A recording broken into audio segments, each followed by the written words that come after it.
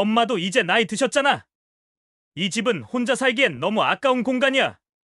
그래서 상의도 없이 팔았다는 거니? 나한테는 아무 말도 없이? 말하면 반대할 거잖아. 이게 엄마를 위한 결정이야. 내가 필요 없어진 거니? 너 인생에 나는 짐이 된 거야? 그렇게 말하지 마. 그게 아니잖아. 그냥 현실적으로 판단한 거야. 현실. 넌 내 현실을 안 적이 있긴 하니? 이 집은 내가 피땀으로 지켜온 곳이야. 엄마, 제발 감정적으로 굴지 말고 이제는 나도 내 가족을 챙겨야 해. 환갑 기념 제주도 여행. 그런데 돌아오자마자 집이 사라졌다. 미용실 하나로 아들을 키워낸 한 어머니. 갑자기 나타난 아들의 효도 이벤트는 달콤했다. 하지만 돌아온 순간부터 모든 것이 뒤바뀌었다. 제주도 여행을 다녀온 날. 집 앞에 대기한 이삿짐 트럭 하나로 평생 지켜온 삶의 터전이 흔적도 없이 사라졌다. 이 이야기는 단순한 가족 간의 오해가 아닙니다. 믿음, 배신, 복수 그리고 조용한 승리를 그린 리얼 휴먼 스토리예요. 잠깐의 감동이 한순간에 뒤집히는 이 반전 드라마, 지금부터 함께 확인해 보세요. 당신의 이야기일지도 모를 사연을 전하는 채널 마음의 나마입니다. 좋아요와 구독은 더 많은 이야기를 이어가는 힘이 됩니다. 앞으로도 가슴을 울리는 이야기로 보답하겠습니다. 늦가을의 냄새가 가라앉은 골목, 낡은 벽돌집 안에는 여전히 따뜻한 드라이기, 바람과 샴푸 향이 남아 있었다. 정숙 씨는 61년 인생을 오롯이 그 집과 함께 걸어왔다. 충남 천안의 미용실 골목 끝자락, 작은 간판 밑에서 하루하루 쉴 틈 없이 손을 놀렸다.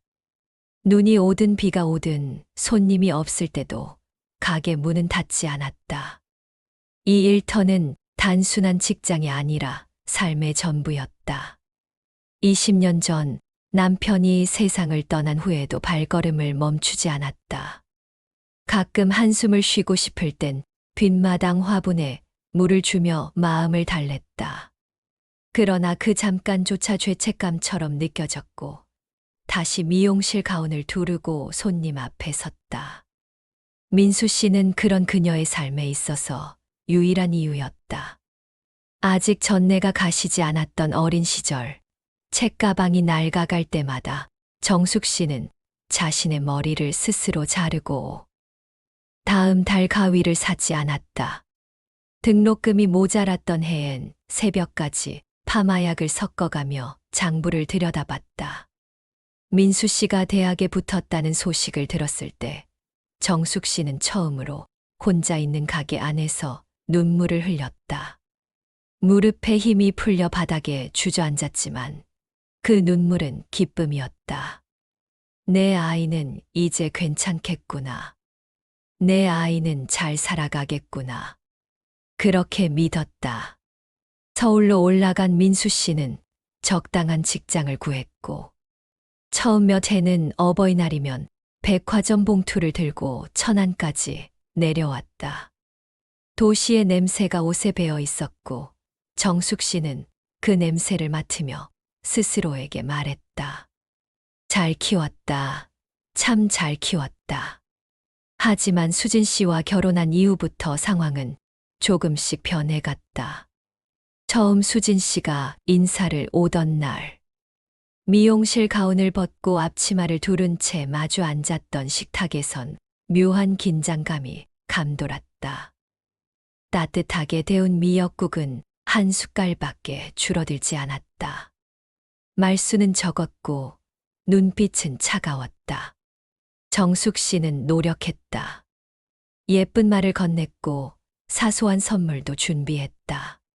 하지만 돌아오는 건 늘 단답형 문자와 무심한 표정뿐이었다. 결혼식 날 단상 위에 오른 신부의 부모는 넉넉한 인상이었다. 정숙 씨는 수줍게 혼자 단상에 섰고 몇몇 하객들은 어색한 눈빛을 주고받았다. 아들을 보내며 느낀 외로움보다 자신의 자리가 어색해 보인다는 느낌이 더 아팠다. 시간이 흐를수록 민수 씨의 연락은 뜸해졌고 명절이면 텅 빈 밥상을 혼자 준비했다. 그래도 괜찮았다. 자식이란 그런 법이라고, 모두가 그렇게 살아간다고 생각했다. 정숙 씨는 그렇게 스스로를 다독였다. 그러던 어느 날 예상치 못한 전화 한 통이 걸려왔다. 엄마, 환갑이잖아요. 제주도 여행 보내드릴게요. 그 목소리는 오랜만에 들리는 웃음기 있는 말투였고 정숙 씨는 잠시 아무 말도 하지 못했다. 눈물이 핑 돌았지만 들키고 싶지 않아 웃으며 받았다. 그래? 그런 게 어딨어. 그냥 밥 한 끼만 같이 먹자. 하지만 민수 씨는 단호했다. 일정도 예약했고 숙소도 정했다고 했다. 며칠 뒤 낯선 공항에 내린 정숙 씨는 바다 내음을 맡으며 들뜬 마음으로 풍경을 바라봤다. 젊은 시절 남편과 함께 제주도로 신혼여행을 갔던 기억이 떠올랐다. 손을 잡고 걸었던 바닷가, 깔깔 웃으며 찍었던 폴라로이드 사진들. 그리고 마지막으로 남편이 아팠던 병원 침대 위에 미소까지. 그렇게 나흘이 지나고 정숙 씨는 천안으로 돌아왔다. 택시를 타고 익숙한 골목에 접어들자 가슴이 설렜다. 역시 집이 최고라는 생각이 들던 찰나 눈앞에 멈춰선 이삿짐 트럭이 시야를 가로막았다. 하얗게 질린 채 멈춰선 정숙 씨의 손엔 여전히 여행용 캐리어가 들려 있었다. 하지만 그 순간 짐은 너무나도 가벼운데 마음은 터질 듯 무거웠다. 이삿짐 트럭 옆에는 낯선 사람들이 분주하게 움직이고 있었다. 익숙한 소파, 직접 만든 원목 수납장, 남편의 유품이 담긴 진열장이 하나둘 트럭 안으로 들어가고 있었다. 마치 수십 년을 함께한 추억들이 손에 잡히지 않는 연기처럼 사라지고 있는 듯한 착각이 들었다. 정숙 씨는 캐리어를 떨어뜨린 채 소리를 질렀다.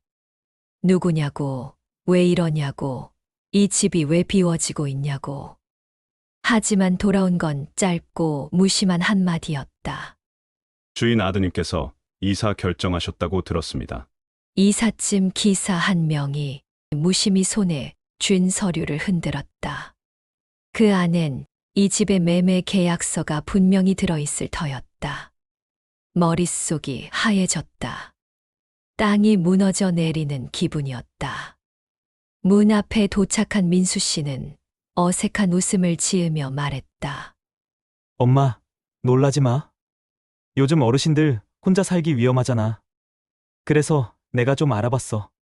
그 말에 정숙 씨는 그대로 주저앉았다. 다리가 말을 듣지 않았다. 말로 설명할 수 없는 혼란이 머릿속을 가득 메웠다. 가슴을 누르는 돌덩이 같은 감정이 점점 커졌다. 이게 무슨 소리야? 이 집이 어떻게? 민수 씨는 여전히 태연했다. 손에 들린 커피를 홀짝이며 말했다. 엄마도 이제 나이 드셨잖아. 이 큰 집 혼자 사시기엔 좀 아깝더라고. 관리도 힘들고. 그래서 말인데 서울 외곽에 전세금으로 딱 좋은 데 구해놨어. 거기서 지내면 돼. 조용하고 공기도 좋대.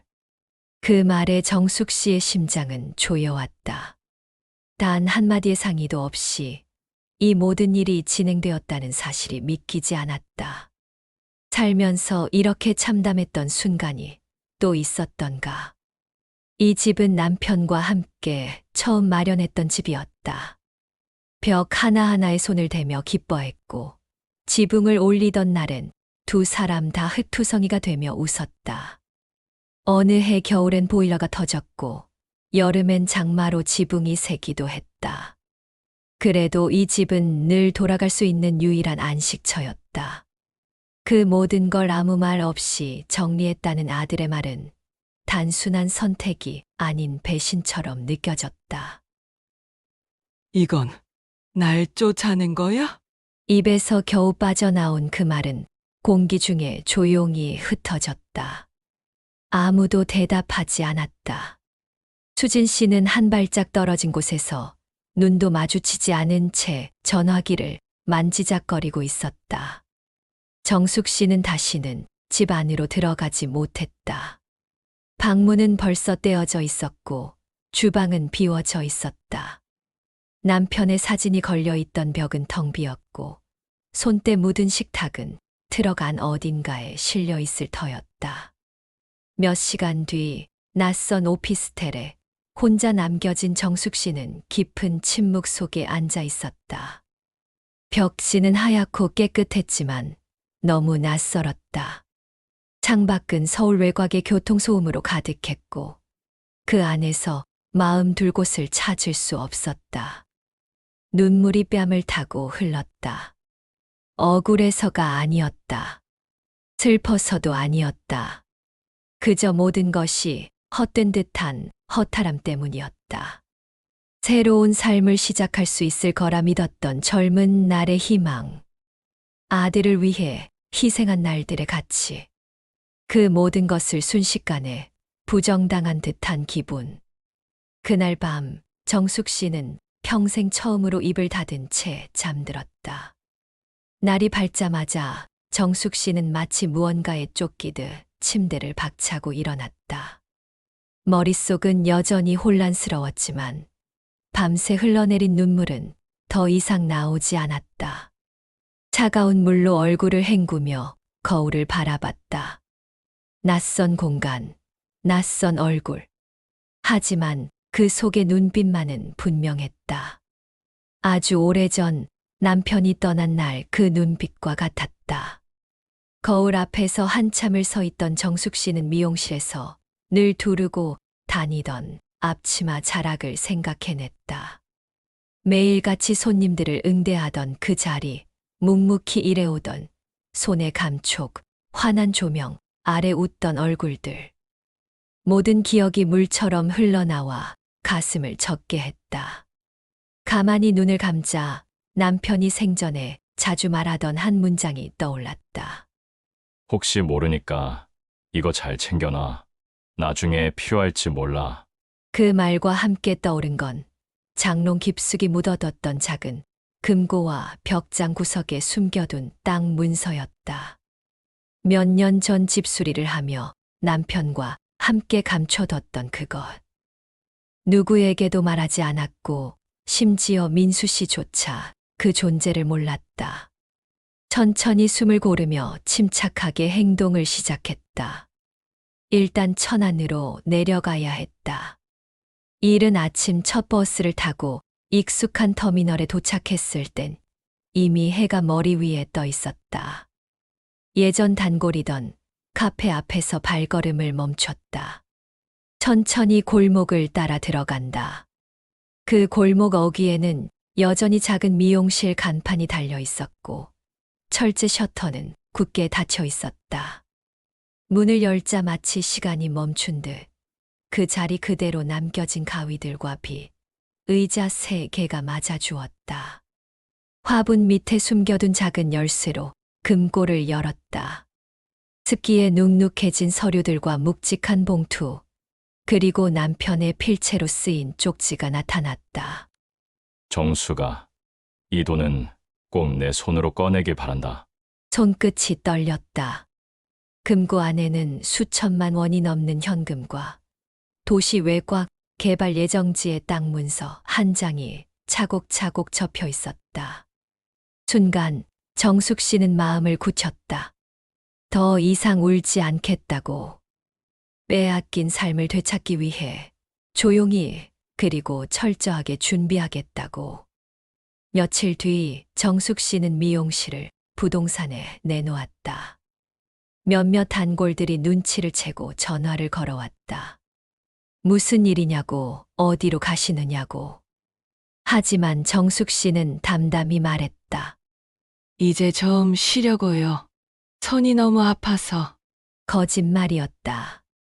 하지만 그 거짓말조차 담담한 결심의 일부였다. 거래는 빠르게 성사됐다. 그리고 며칠 후 정숙 씨는 자신이 원하는 곳에 당당히 발을 디뎠다.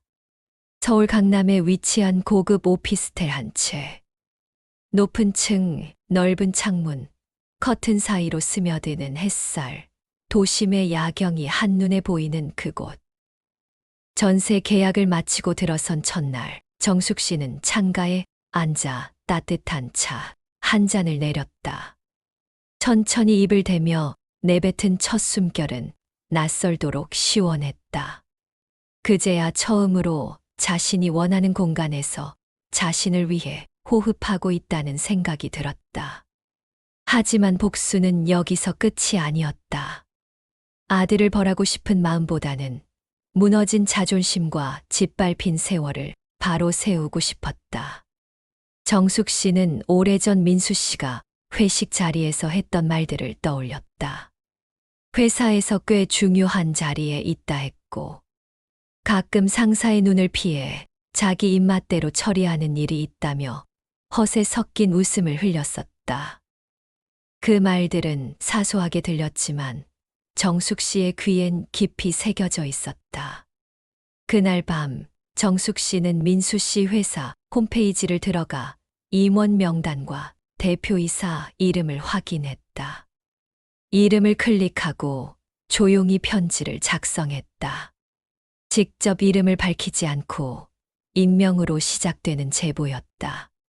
정확한 날짜와 민수 씨가 허투루 넘긴 계약 내역, 외주업체와의 비정상적 거래 정황, 심지어 회사 돈을 유흥비로 썼던 정황까지.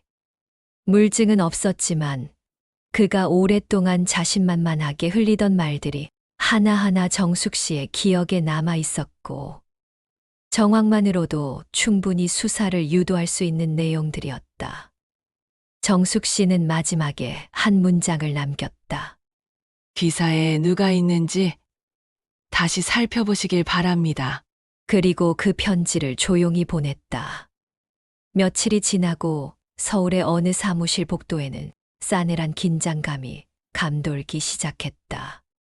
민수 씨가 출근했을 때 회의실 유리창 너머에서 대표와 부장이 날카로운 표정으로 뭔가를 이야기하고 있었고, 그 시선이 몇 차례 자신을 향해 스치고 있었다. 처음엔 별일 아니겠거니 했다. 누구나 조금씩 구설수에 오를 수 있는 법이고, 회사라는 곳은 늘 소문이 빠르니까. 하지만 그날 오후 인사팀에서 회의 요청이 들어왔다. 회의실에 들어선 순간 정숙 씨가 보낸 임명 제보서 복사본이 책상 위에 펼쳐져 있었다. 이건 어디서 난 거죠? 당황한 목소리로 물었지만 돌아온 대답은 차갑고 단호했다. 당신의 해명이 필요한 시점입니다.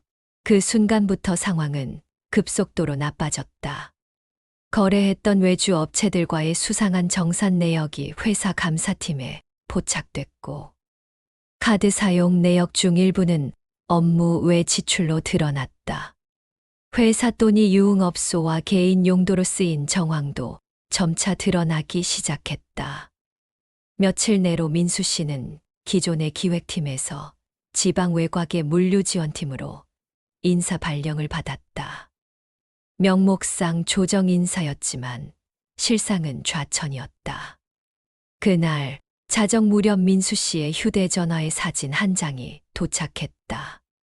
사진 속에는 밝은 조명이 비추는 고급 오피스텔의 거실, 정갈하게 차려진 티테이블, 그리고 우아한 자태로 창가에 앉아 차를 들고 있는 정숙 씨의 모습이 담겨 있었다. 표정은 평온했고 어딘지 모르게 미소를 머금고 있었다. 메시지는 짧았다. 효도는 강요가 아니라 마음에서 나오는 거란다. 손에 쥔 핸드폰이 미세하게 떨렸다. 정숙 씨의 얼굴을 보자마자 뭔가 가슴 한가운데에서 무너져 내렸다. 이 모든 일의 시작이 제주도 여행이라는 감미로운 제안이었다는 사실이 떠올랐다. 그 여행은 민수 씨 인생에서 가장 뼈아픈 반전의 서막이었다. 수진 씨는 이전보다 더 말이 없어졌다. 생활비는 점점 빠듯해졌고 주변의 시선도 싸늘해졌다. 친척들 사이에서도 소문이 돌기 시작했다.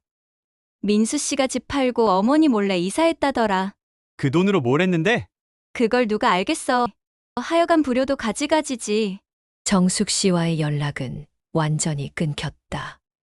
아무리 전화를 걸어도 문자 메시지를 보내도 답은 오지 않았다. 그러나 민수 씨는 안다. 어느 순간 어머니의 눈빛이 변해 있었고 아무 말 없이 움직이는 모습 속에 이미 결정이 서 있었음을.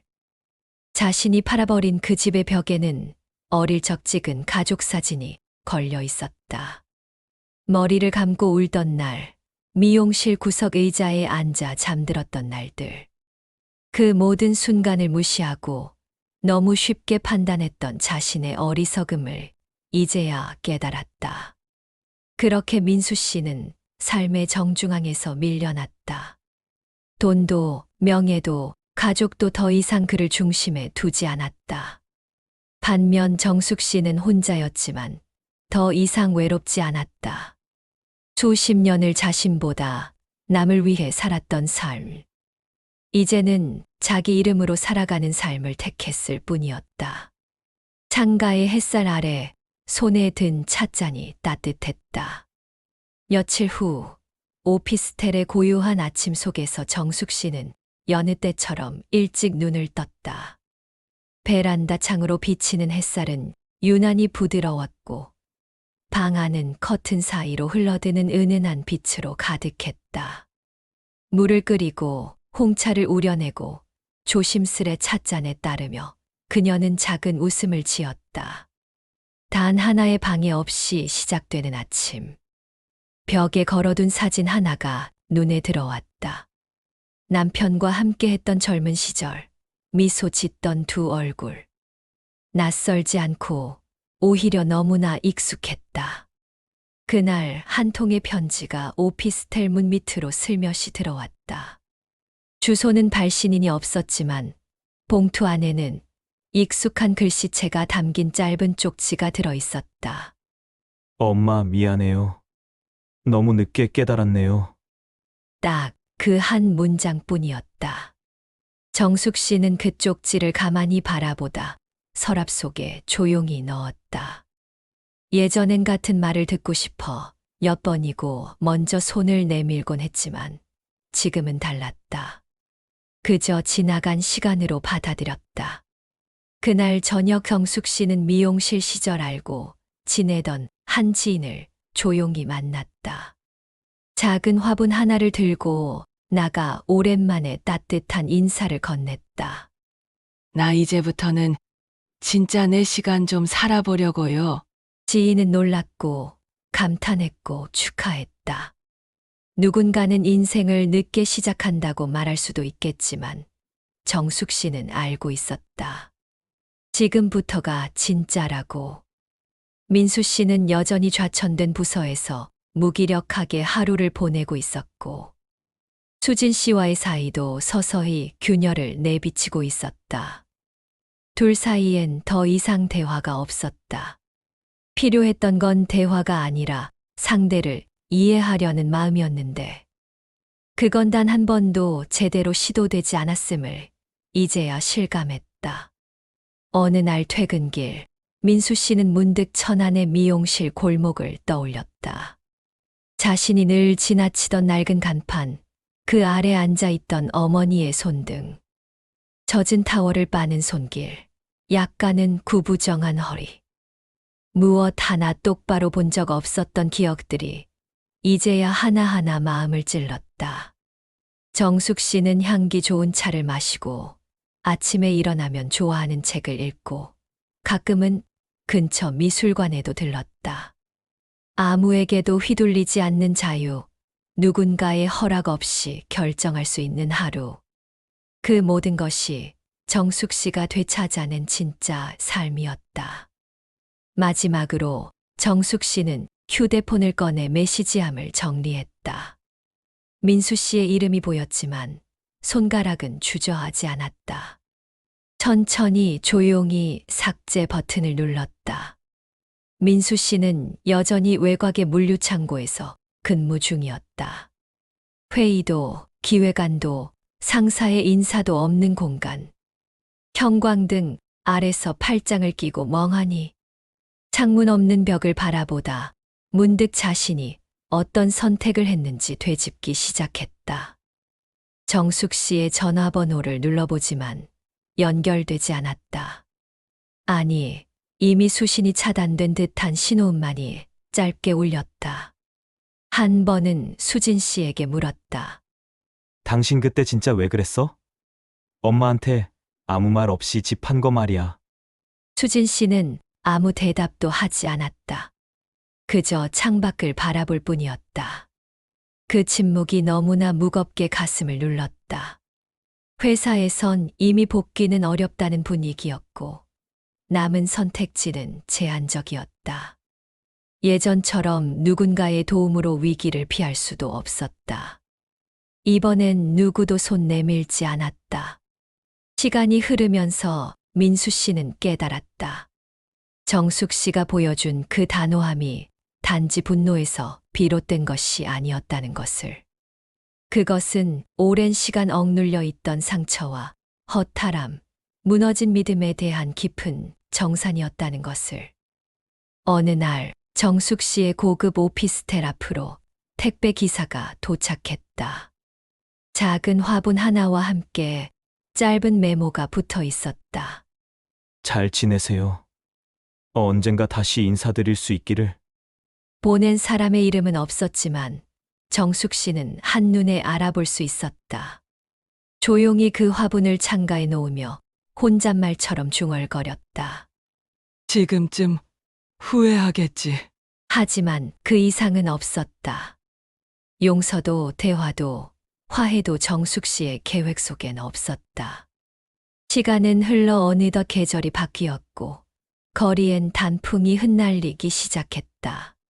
정숙 씨는 근처 도서관에서 책을 빌리고 근처 갤러리에서 좋아하는 화가의 전시를 구경하며 새로운 일상을 살아갔다. 더 이상 누군가에게 의지하지 않고도 살 수 있다는 자신감, 그리고 삶의 주도권을 되찾은 해방감. 그녀의 얼굴에는 매일 미소가 피었다. 더 이상 누구에게 설명할 필요도, 애써 이해를 구할 필요도 없었다. 그렇게 정숙 씨는 조용히 그러나 단단하게 자신의 삶을 다시 세워갔다. 이야기의 끝은 복수가 아니라 되찾은 자존감이었다. 누구에게도 내어주지 않은 공간에서 조용히 자신을 지키고 있는 한 사람의 여정. 그것이 바로 이 이야기가 전하고자 하는 진짜 메시지였다. 여러분은 어떻게 생각하시나요? 가족이란 이름 아래 당연하게 희생을 요구받는 현실, 그리고 그것을 되돌리는 방법에 대해 댓글로 여러분의 생각을 들려주세요. 오늘 이야기가 마음에 드셨다면 구독과 좋아요, 알람 설정 부탁드립니다. 더 많은 이야기로 찾아뵙겠습니다. 감사합니다.